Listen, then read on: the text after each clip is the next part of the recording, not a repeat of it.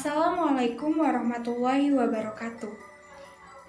Di sini kami kelompok 4, Dei Srimayanti, Fitriani Widya, Haris Nuryana, Hoirunisa, Mia Mayantini, Muhammad Rijal, dan Yulan Yuliani akan memberikan promosi kesehatan tentang adaptasi kebiasaan baru di era new normal.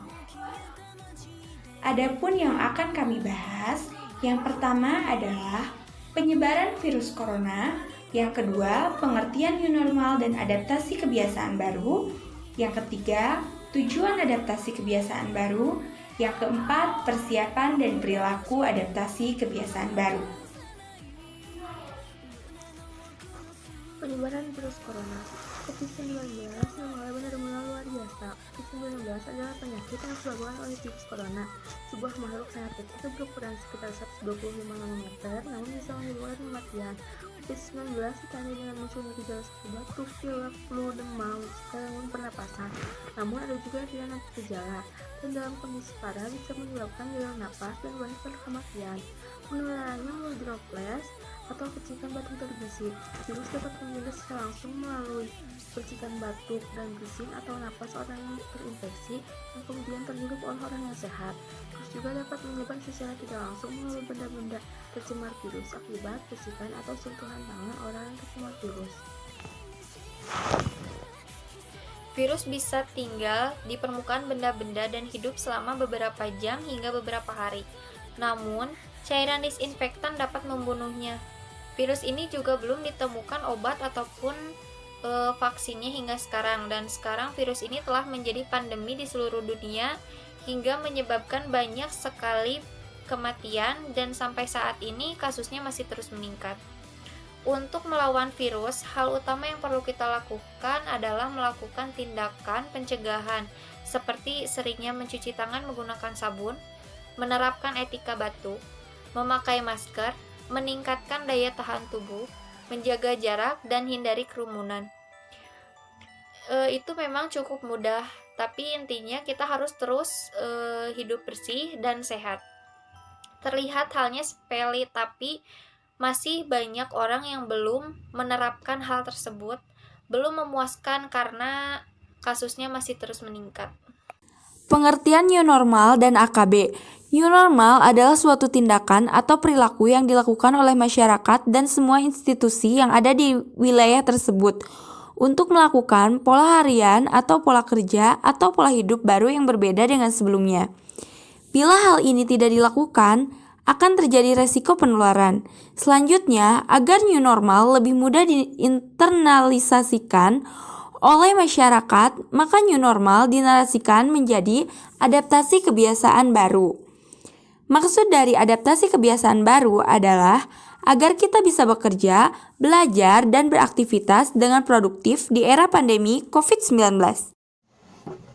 Tujuan adaptasi kebiasaan baru, tujuan dari new normal dan adaptasi kebiasaan baru adalah agar masyarakat tetap produktif dan aman dari COVID-19 di masa pandemi. Persiapan melakukan adaptasi kebiasaan baru. Lalu, apa yang harus kita persiapkan untuk melakukan adaptasi kebiasaan baru dalam kegiatan kita sehari-hari? Secara pribadi, persiapkan mental untuk menerima segala perubahan kebiasaan yang akan terjadi. Semua orang diminta berperilaku sehat dan memperhatikan protokol kesehatan pencegahan COVID-19 yang selama ini sering didengungkan. Apakah kita mau terus hidup dengan pembatasan? Tinggal di rumah terus? Sudah pasti jawabannya tidak. Tentunya kita ingin kembali bisa bekerja, belajar, dan bersosialisasi atau aktivitas lainnya agar dapat produktif di era pandemi. Hal ini bisa dilakukan kalau kita beradaptasi dengan kebiasaan baru, yaitu disiplin hidup sehat dengan menerapkan protokol kesehatan secara ketat. Kebiasaan baru untuk hidup lebih sehat harus terus-menerus dilakukan di masyarakat dan setiap individu, sehingga menjadi norma sosial dan norma individu baru dalam kehidupan sehari-hari. Perilaku adaptasi kebiasaan baru untuk melawan virus, hal utama yang perlu kita lakukan adalah melakukan tindakan pencegahan seperti makan bergizi, mengkonsumsi makanan bergizi, khususnya sumber vitamin C dan vitamin E dapat meningkatkan daya tahan tubuh terhadap penyakit. Mengkonsumsi sumber zat gizi langsung dari makanan akan lebih baik dibandingkan didapat dari suplemen tambahan. Akan tetapi dalam kondisi tubuh memerlukan tambahan, bisa juga dengan mengkonsumsi suplemen vitamin dan mineral. Lalu olahraga teratur dapat menangkal masuknya virus pada tubuh. Olahraga tidak harus di luar rumah. Dalam kondisi pandemi, olahraga bisa juga dilakukan di rumah. Yang ketiga adalah sering cuci tangan. Cuci tangan dengan sabun pada air mengalir menjadi faktor yang sangat penting untuk membunuh virus yang menempel di tangan. Mencuci tangan selama kurang lebih 20 detik perlu dibudayakan agar kita tidak tertulari dan tidak menulari. Mencuci tangan dengan hand sanitizer menjadi alternatif kedua jika tidak tersedia tempat cuci tangan dengan sabun. Kandungan alkohol dalam hand sanitizer menurut WHO minimal 60%. Sangat dianjurkan jika setiap kali kita keluar rumah selalu membawa hand sanitizer pada tas atau saku. Keempat adalah hindari menyentuh wajah. Hindari kebiasaan menyentuh area segitiga wajah, yaitu mata, hidung, dan mulut, karena melalui pintu inilah virus corona masuk pada tubuh manusia. Yang kelima adalah pakai masker. Virus corona dapat menular melalui droplet, yaitu cairan yang keluar bersamaan ketika batuk, bersin, atau percikan air liur ketika berbicara. Oleh sebab itu, menggunakan masker dapat melindungi orang lain yang mungkin kita tulari atau mencegah menularnya dari orang lain pada kita. Banyak yang salah ketika menggunakan masker, misalnya membuka masker ketika berbicara, padahal itu tidak boleh. Kemudian yang keenam, istirahat cukup. Tidur yang cukup dan berkualitas kurang lebih 7-8 jam dapat meningkatkan imunitas tubuh. Hindarilah begadang malam. Yang ketujuh, etika batuk dan bersin. Jangan menutup mulut dengan tangan ketika batuk atau bersin, tapi gunakan tisu, sapu tangan, atau tutup mulut dengan menggunakan lipatan lengan.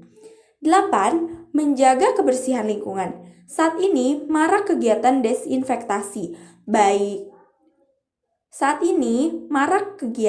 desinfeksi, baik yang digerakkan oleh lembaga maupun inisiatif masyarakat.